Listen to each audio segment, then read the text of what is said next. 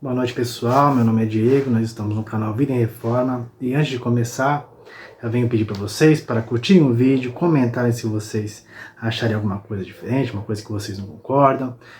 Compartilhem o vídeo com quem vocês conhecem e se inscrevam no canal para ajudar também o conteúdo, ok? Que Deus abençoe vocês. Vamos para a vinheta.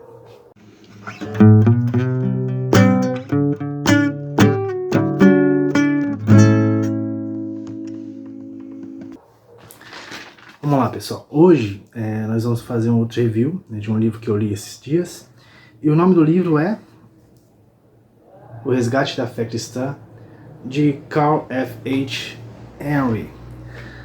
Vamos lá, pessoal. Esse vídeo talvez seja um pouco grande, mas eu tenho que começar a falar desse livro. Primeiro, esse livro é incrível, ele é essencial para você que quer criar um conteúdo apologético e também entender o contexto do começo do século XX, o contexto acadêmico, tá? Esse livro, ele é uma resposta a vários movimentos no meio acadêmico da época, como o evidencialismo, o racionalismo também, a crescente influência na época em relação ao pentecostalismo, e ele responde todas essas divergências de forma tão magnífica. Esse livro ele sempre foi e até hoje ele é reconhecido como uma das principais defesas da fé cristã. Tá? Ele é um pressuposicionalista, né? E ele de fato expõe isso, a necessidade dos pressupostos, de forma que você vai entender muito bem, sabe? Qual a necessidade dos pressupostos para um cristão e para qualquer ciência, qualquer meio acadêmico. É necessário ter pressupostos, acreditar em pressupostos. Então vamos lá. Eu vou citar algumas frases do livro, também alguns pensamentos que eu tirei dele, tá? E vamos lá, que bastante, eu gostei bastante. O Ocidente perdeu o rumo da bússola moral e epistêmica. Então ele começa expondo de forma calma. O livro não é grande, mas ele é bem denso, tá? Ele começa explicando que o mundo ele não reconhece mais o cristianismo como algo relevante.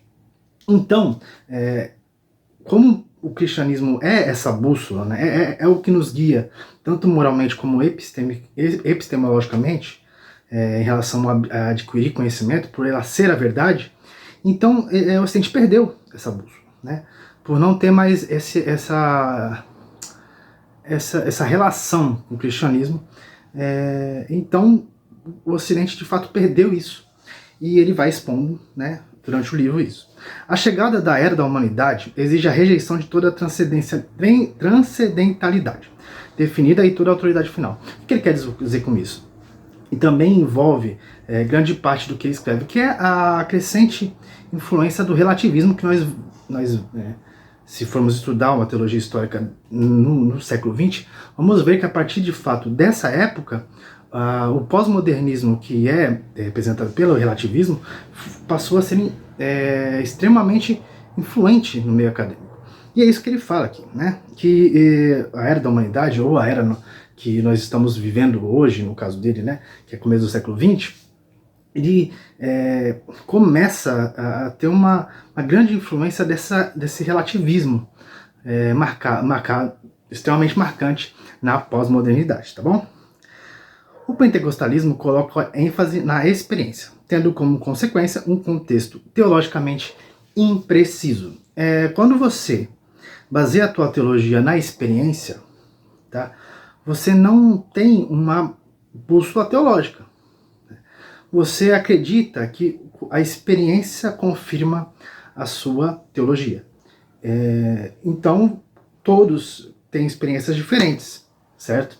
Então, é relativo. Então, você aplica a relativização na teologia também, tá? E isso é uma coisa também que ele destaca muito, essa questão do evidencialismo, que marcado, né, marcante também do pentecostalismo. O atual enaltecimento da experiência interna como dimensão definitiva não se dá sem estar relacionada à ignorância cultural e teológica dos dias atuais. Essa ênfase tá? Na experiência, na verdade, nos mostra que as pessoas não têm nada para nortear o adquirir conhecimento, a sua epistemologia. Por isso que elas colocam o norte da teologia deles na experiência, porque não tem conteúdo teológico, não tem conteúdo cultural, não tem conteúdo intelectual. Então, algo tem que nortear a sua produção de conceitos, né? Algo tem que nortear o que ela acredita. Então, ela baseia na experiência, entendeu? É isso que Karl Henry quis dizer. O cristianismo passou a ser desacreditado no meio acadêmico. Isso é algo que resume muito bem o contexto que ele estava inserido. Sustentar que a fé precede o raciocínio não exige que a razão e a evidência sejam descartados como irrelevantes à fé autêntica. A fé precede o raciocínio, mas a fé não contradiz a razão e a evidência. O contrário, né? O contrário. Na verdade, a questão é a seguinte: a correta relação da fé com a razão é importante. A fé não contradiz a razão, mas a razão confirma a fé, tá?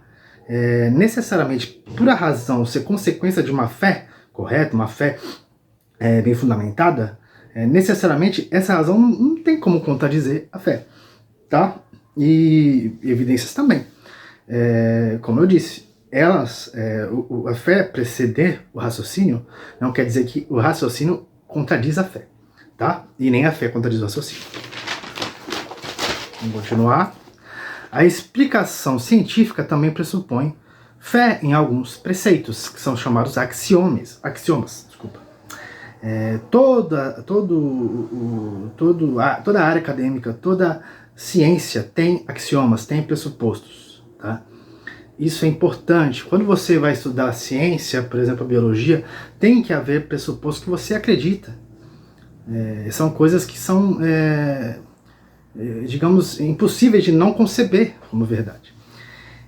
O que Karl Henry quer dizer com isso? Ele está querendo dizer que o fato de o cristianismo ter os seus axiomas na revelação divina, nas escrituras, isso não quer dizer que ela seja sem fundamento.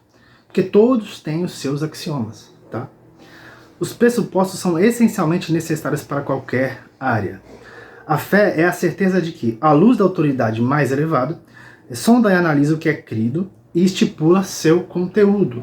Então, na verdade, a fé, nessa citação que Karl Henry diz, ela age como uma cosmovisão epistemológica. Assim, o que eu quero dizer com isso? Tudo que a gente vê para adquirir conhecimento, a gente vê entendendo que a verdade ela é exposta nas escrituras, tá?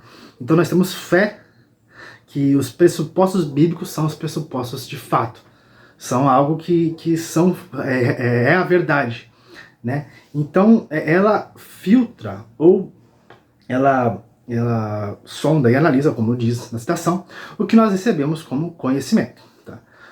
O cristão reafirma que seus axiomas são pressupostos fundamentais de todo o pensamento em ser, como eu disse.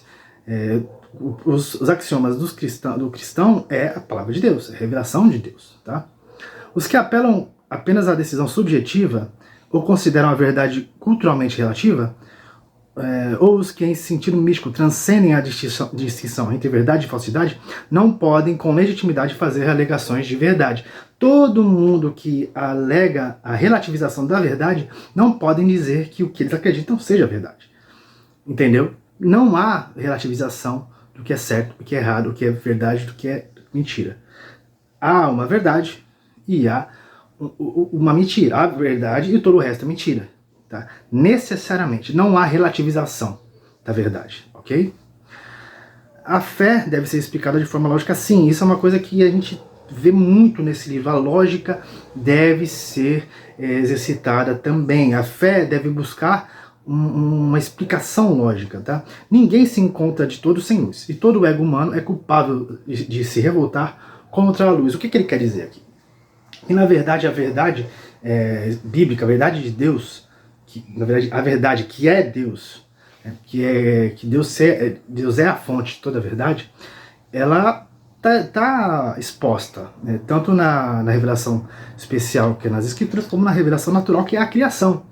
Só que o homem, o ser humano, rejeita essa verdade, né?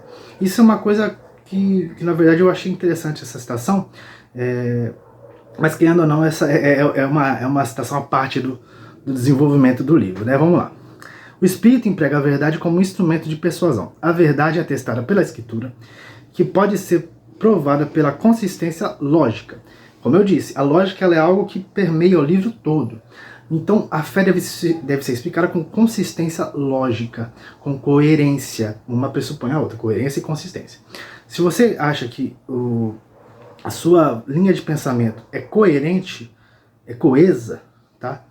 Então você tem uma fé de fato e consegue explicá-la. Porque o que ele diz no livro aqui é que quem não tem uma fé bem fundamentada, explicada de um modo lógico, essa pessoa tem uma fé facilmente abalável.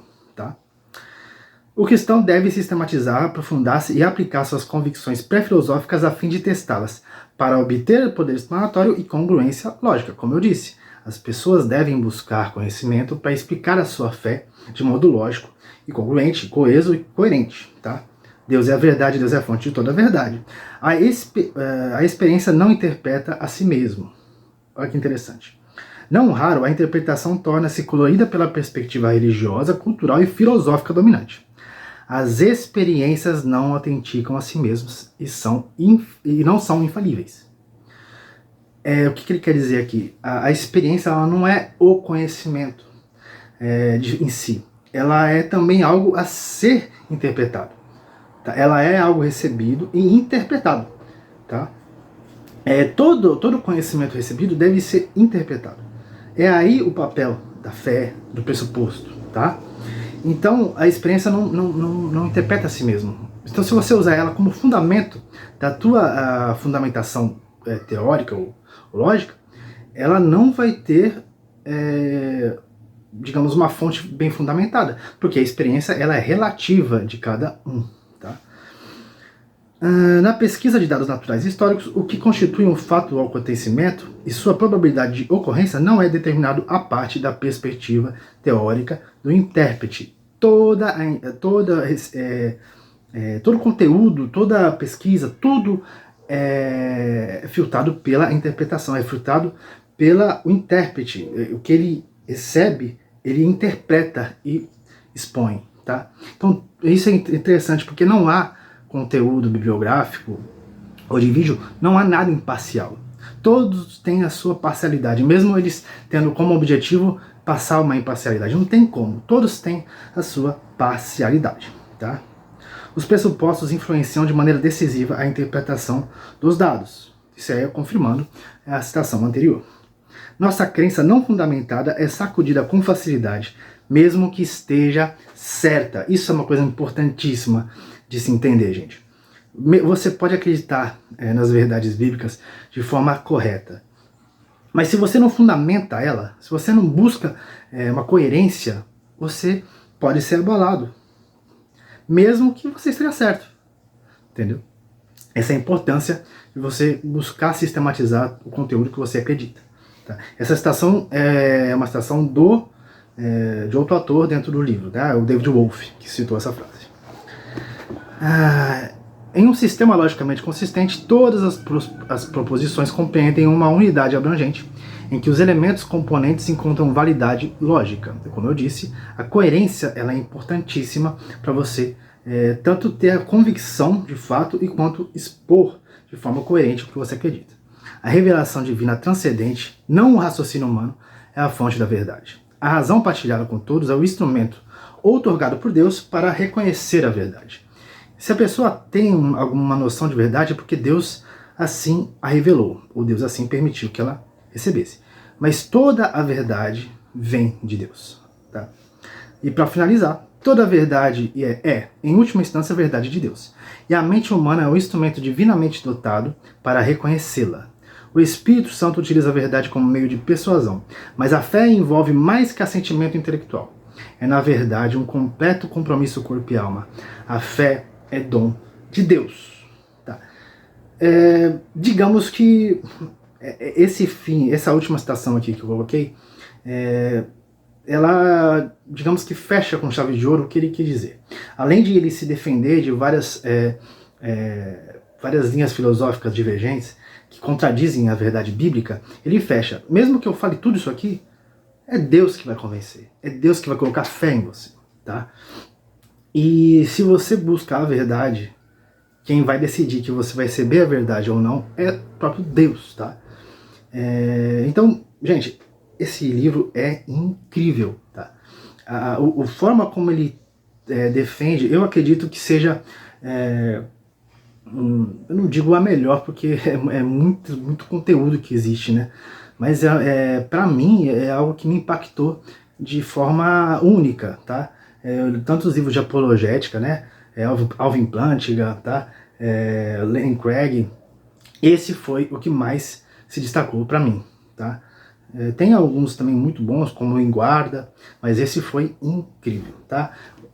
O Resgate da Fé Cristã, Carl F. H. Henry, tá certo? Bem, muito obrigado por assistir, Deus abençoe, até o próximo vídeo.